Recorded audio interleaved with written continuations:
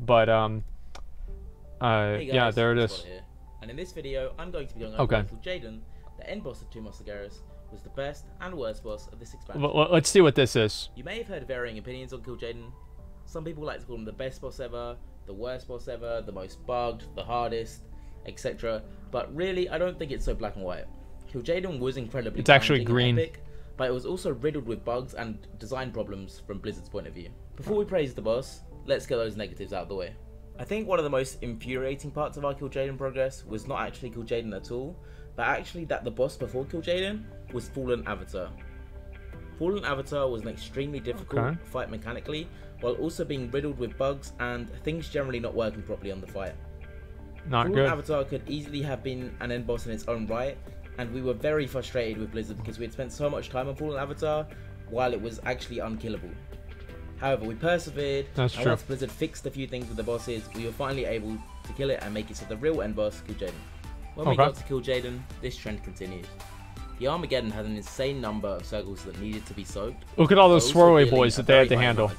There's no way any normal person could handle that many swirly boys. And it was very obvious that Blizzard never tested this boss on Mythic, and if they did, they tested it with like a super high item level, and not actually for like the people and what they were going to 10 small circles.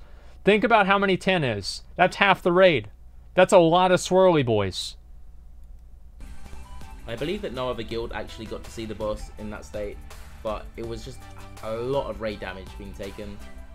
The ticking damage was just so high. Those are perpy boys. And the whole point is that this mechanic is supposed to go on through most of the fight until you get to the last phase. And it was just way too much damage, way too much coordination needed, and it was ridiculous. Too hard. The orbs that came from erupting players after you killed their reflection was completely bugged, and you couldn't see them. Kill people when the player was actually not touching the orb. Did you see that? Orbs that came from erupting players after you killed their reflection was completely bugged, and it would often kill people when. See that ball right there? Watch this ball. And the player was actually not. Watch. Touching the orb. Look at that guy, dude. This guy's so bad he got hit. Wow. Obviously, people had to provide evidence for this. You know, we were checking videos after it happened every pool. Otherwise, people would just blame it on it. But yeah, it was very messed up. There was some sort of bug. Terrible fucking boss. The game thought our characters were in different places than they were on the platform, and this is what caused it. I think we came up with a solution of just logging out and then fixed it, but you didn't know you were bugged until you got killed by an orb. So it wasted a lot of pulls. So like you don't know that it's actually going to kill you until it kills you. Blizzard, by the way. Multi-billion-dollar company, by the way. Last boss, by the way. And that really feels like a mechanic that Blizzard should have got in their internal testing team. I don't know how they didn't find that bug. What internal testing? And was generally frustrating. And then there's the knockback from the rupturing singularity orbs. It originally had such a large knockback that unless you were standing extremely close to it, you would still get knocked off the other side of the platform from its knockback. The knockback was absolutely huge when we first got to the boss. Yeah, that shit was ridiculous. Unreasonable. It gave no margin for error at all, and with all the other things going on in the fight, was just too punishing. Again, it wasn't bugged. Look at all those swirly boys. It was just very overtuned. Then there's the tank ad. For those of you who have done the fight, you'll know that I shouldn't know anything about this. The purpose of the tank ad is that you kill it, which in turn gives the tank a debuff, and when you dispel the tank debuff, it basically AoE life flips your raid to the tank. What? This is useful because at some point in the fight, a rupturing singularity orb, no wonder we kept dying. The knockback orb will actually come in the center of the platform, which means there's no way to avoid it. Blizzard's thought process here is that you dispel the tank as the knockback comes, and it grips everyone back on the platform. Everyone's safe. However, the problem was when we got to the boss, the health of the tank ad was just way too high and was basically impossible for us to kill. This meant that we had to use cheesy gateway strats that I'm sure 240 million health. We basically had to time our click on the gateway within a second frame to click it as you get knocked back to completely avoid the knockback. We had so many wipes, just people getting knocked off the platform. This is so dumb. So many battle rares wasted. Should've rolled Goblin. Especially in the early pools. Obviously, it got a lot better after a lot of pools. This is so ridiculous. We got to a point where no one would really mess it up after a lot of practice. We had to do some cool stuff with like binding interactive mouse over on our mouse wheel and spamming the mouse wheel at the right time over the gateway. But yeah, basically Blizzard kind of forced us to either use things like Goblin Jump, Displacer Beast, yeah, there you go, things like that, or use the game without hopback. that couldn't do that. This is how our pools looked on the first night of Kil'Jaeden. That's how our... See, I want to show you guys... Look at those fight durations. 1 minute 30 seconds, 1 minute 14 seconds, 1 minute 50 seconds. This is what our fight pools looked like for the first 2 weeks of progression. Like, our guild was so fucking stupid at this boss, it honestly made me want to quit the game, and I wasn't even raiding. The advantage we thought we'd gain by being the only ones to be able to kill Avatar in the first week seemed to be disappearing quickly. All these problems that I just mentioned were only in phase 1, and this really stunted our progress on the building on the lead that we had. When we finally got to the boss on the second week, we'd hoped that Blizzard had maybe made some changes and that our gear would help, and we were coming back with more optimism. That's right. But in fact, there was a lot more issues with the boss that we hadn't discovered yet. The first intermission was a complete mess. We literally couldn't get more than a few minutes into the fight. As you watch our kill video now on the screen, you can see that the first intermission has abilities coming very close together, and they're seemingly very dangerous. This shit was actually ridiculous. Reliable, and most importantly, the pace at which the abilities come are reasonable enough that you just have to have a plan and decent reactions to adjust everything, and it's completely fine. However, when we these transitions actually really hard. All of these abilities were happening basically at random, overlapping massively. There were big gaps where no ability. Look at this raid comp. All right, here's 1 class, 2 classes, 3 classes, 4 classes, 5 classes, 6 classes, 7 classes. So there are 5 classes. I think it was 12, right? I don't even know. There's like 11 or 12. There's like 5 or 6 classes, like 4 or 5 classes that are not even in the raid. Like, you could not even bring them to this raid. That's how stupid this boss was. Shaman only for Bloodlust. Yeah, basically. I mean, the guy's, yeah, he's like lowest healing. 5 rogues. Yeah, I don't even know. Abilities were coming. Okay. The boss was just doing nothing. 8 classes. I counted wrong. 3 abilities would come at the exact same time. Okay, what is this? On top of this, the focused Dread Flame that comes in that phase was dealing a lot of damage. That's why you need 5 rogues. Non-survivable damage. It was just killing everyone, and can't get going. Just had people try and like suicide with it, you know, just so we could get a little bit further into the fight. Yeah, there was no way. It's so stupid, man. They made some changes to it. Look at all those swirly boys. First exhibition, completely crazy. Okay. When we eventually got to phase 2, we found that it was extremely difficult, but in general, it was actually pretty well tuned and seemed to work properly. Most importantly, so far every other phase we got into, there'd been massive problems with the fight. Right. We were happy to finally get to a phase where things seem to be actually working as Blizzard intended. Following that is the Darkness phase. That was a pro play. Now, the first step is finding Illidan, and while it is a bit annoying and a bit RNG, oh, this shit is so stupid, dude. Influence where Illidan would land by moving ourselves around the platform differently, standing in different places. Yeah, if you spawn, if you had him on the edge, all the ads would spawn in the middle. So that wasn't too bad, but generally the whole Darkness phase was kind of overtuned, and it forced us to cheese it. Really, we just wanted to get in and out as fast as we could. You've got to imagine that at this point in progression. So just so you guys know, during this phase, they still have the knockbacks. So you can't see what the fuck is going on, and you have to deal with the knockbacks at the same time. It was fucking ridiculous. We're, you know, multiple weeks into progression. We've had buggy fights, overtuned phases on Kil'Jaeden itself. We're really getting quite fed up with this stuff. I can't stress enough how much. So they used the gateway to prevent the knockback. Very much done with. Right there. We were bored. That's why everybody used it. Over and done with at this point. And we got this Darkness phase where you can't see the orbs, and Blizzard's idea, I guess, is to have you scout them out with people and stuff. But we just wanted to get in and out of the phase. That's so silly, our plan dude. was we only want to get 2 orbs landing, and then we want to be done. Look how much damage that deals. With like every cooldown, it still almost killed them. The gateway trick again for one of them. Yeah, this is right here. Literally just use the gateway like we did earlier on in the fight to avoid the knockback. And the second time is independent stuff. So goblin jumps, blinks, you know, leaps, all those kind of things, charges, shadow steps. So we were kind of forced to cheese that phase again. I'm sure it was possible without cheesing it, but it would have just taken a lot more tries, and we'd rather just cheese it. So that's what we did. We just. It's Mythic Guild mentality. We'd rather just cheese it.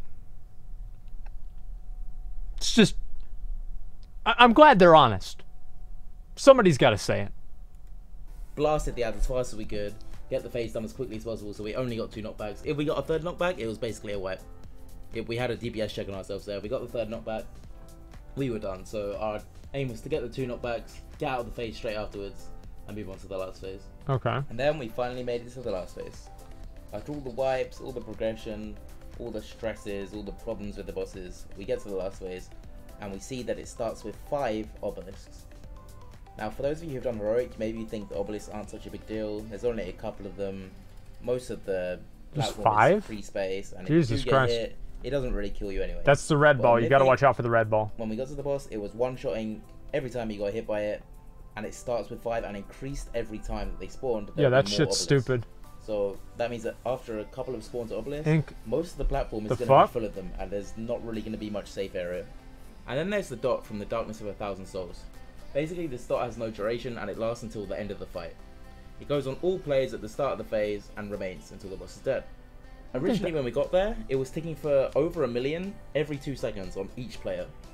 So if you work that out, that means we would have needed 10 billion raid HPS just to counter that. The passive damage. In the last phase, there's also bursting dread flame. That's so ridiculous. Focus dread flame, and obviously with the obelisks and the Fellclaw's debuff. I've got like I'm kind of curious at this point. What's the good part? HPS required for just that is really insane between 5 hits. We all would have had to been doing 2 million HPS. That guy's really good at kiting. Holy shit! The entire last phase. Look at that. And while theoretically possible, it's a lot to ask of after such a long. Guy's like straight Dave. Never gets hit by balls. Stays away from balls forever. Ooh, that was not good. You don't know, but it's such a long fight and such a punishing fight to get to that phase and then get hit with that. I think it was theoretically possible, as I said, but it really would have taken maybe another 1,000 pulls, like, if they'd kept it in that state. It was really insane. We voiced our concerns to Blizzard actually before we got to the last phase, and we did say that we thought it was going to tick way too hard. Like, how is this going to be healable? We'd already done, you know, the napkin math. Blizzard had told us, just pull it and see how it feels. You know, it should be fine. Just pull it. Just get to that phase first. Just beta test it a little bit more so we know what to do, because we didn't actually pay people to do it ourselves. And then they'll decide what to do. We got there at one pool, linked them a video clip of the raid frames, and we just kind of refused to pull the boss until they'd done something, because you have to imagine at this point we're so far into progression, dealing with all the other bugs on the fight, the difficulty of the fight in general. This is just Kil'Jaeden. We also had Fallen Avatar just before this. We're exhausted. The boss is still in a ridiculous state. We kind of just took a dinner break and waited for them to fix it. Luckily, when we all came back from the dinner break, they had fixed it, and they nerfed the dot by about 50%. That's a massive change, and that just shows you how ridiculous it was to begin with. That's so stupid. Why Kil'Jaeden was such a failure from Blizzard. It was really bugged, overtuned. It's like 2/3 of the video is why it sucks. I mean, really, some of the things we saw were just unbelievable. It felt like maybe their internal testing team hadn't even done the fight. It was a really long fight. Throwing shade. Full of all these punishing mechanics and bugged mechanics, and also it came after Fallen Avatar, which basically was the same thing, completely bugged, completely overtuned, and it felt like Blizzard really didn't care too much at that point. Obviously they did make changes eventually, but we feel like they came too slowly, and I don't know, it really, for the big company they are, it felt like they really didn't care enough. Now that I've bashed Blizzard a little bit, we can give them some praise. Kil'Jaeden was not only difficult because of the bugs and just ridiculous overtuning by Blizzard, he actually was a good boss that required a very high amount of teamwork between the raid. Soaking both the small Armageddons and the large Armageddons throughout the entire fight took a lot of coordination. I hated that. Almost the entire raid having to take personal responsibility at some point. The effort that had to be put in by the raid leaders and add-on people to make sure everyone was on top of their assignments and not missing their times to soak consistently throughout the fight was actually remarkable. It took a lot of work. One slip up in that very long 15-minute fight and the try was out the window. And one fuck up. There was quite a lot of I don't think that's a good thing though. But we really did pull together as a team and keep the attitude kind of positive, and everyone was focused on killing the boss. The healing ads that come in the second phase was actually something really nice to see. It's great to see healers being given extra challenges and raids, because usually on Progress, healing's the only question that's ever asked is, can we drop a healer? Is there a way that a healer can DPS more of the fight? So basically, healers are useless. Quicker, we need to push the boss faster. Can we drop a healer? That kind of thing. That's where all the healing ads are. The raid's alive. No one really cares what the healers are doing. It is a shame, however, that no other healer except the Holy Paladin, with his sack aura and his wings, could do any meaningful healing to it though. Oh, because you could stand next to him It would have probably. been much cooler Like for them to mastery. be something that spawned maybe at the start of the fight, and if they lasted the entire duration, had much more health, it would have been cool to have some kind of requirement to keep HPS on them throughout the entire fight, rather than just bursting them up with wings and Sakura. And just Oh, like the Suwang achievement. which only the Paladin can really do. Yeah. Though I did say it was overtuned and forced us to be a bit cheesy, the Darkness phase was something really cool. It's nice to have something that kind of shocks you into saying, you know, how the hell do we do this the first time you get to that. This is a moment that probably lots of you have had in your raids, no matter what difficulty you're doing, when you get to a new boss. Or Yeah, I remember whenever I went to LFR Argus, I'm like, man, how do we do this? This is way too hard, man. Oh my god, where's the dungeon journal? a new phase, and you're sort of like, you know, how do we do this? How is this possible? Yeah. But the Darkness phase on Kil'Jaeden was really the essence of that. LFR Andy. Though it was implemented poorly, and I think it should have been done a lot differently to not require cheesing it, and kind of force us to use goblin racials and gateways and stuff. Yeah. It is something original, and I like Blizzard coming up with these kind of original mechanics in the fights, and I'd like to see more things like that come, just implemented a lot better. Here's a list of all the changes that happened to Kil'Jaeden, from when we first got to the boss, to how it was on live after I kill. Darkness damage reduced, Illidan Sightless Gaze damage fixed. 40%. 40 fucking %. Oh my god. I think about 90% of these changes actually happened on our early progression of the boss. One or two of them might have 17.5%. 30%. There were a lot of big changes needed to make this boss playable properly. All my positives are generally contradictory to my negative points, but that's just 36. The fight was so good because it was such a struggle, and probably the biggest struggle that I've ever had in my WoW experience. The problem is that it was such a struggle for the wrong reasons. Blizzard did mess up big time, but the fact that we were able to overcome all of the problems, all the bugs, this is where they sucked their own dick, and the frustrations that come from that, really made it a great achievement for us.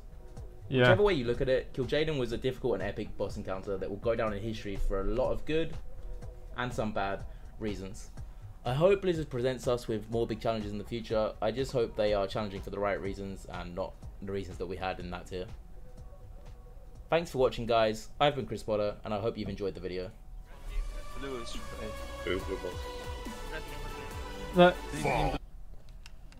See, I think personally, I think Kil'Jaeden sucked dick. I thought it was a terrible fucking boss. It was just a garbage, terrible boss, and I don't know why that it actually went. Watch it? Alright, I watched the end of it. Doing circles with me. And you And go away. stay alive. Laser coming. Yeah, Kai's the fucking north. Stay alive. World first now.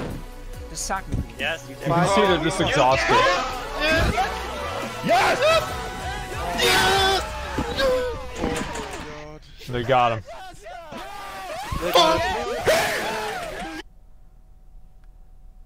I remember, like, every time that we actually killed the last boss in a raid, I'm like, alright, I'll see you fuckers next time. Like, I'm never even, like, I used to be, like, really happy about it, but now I'm like, oh, thank God.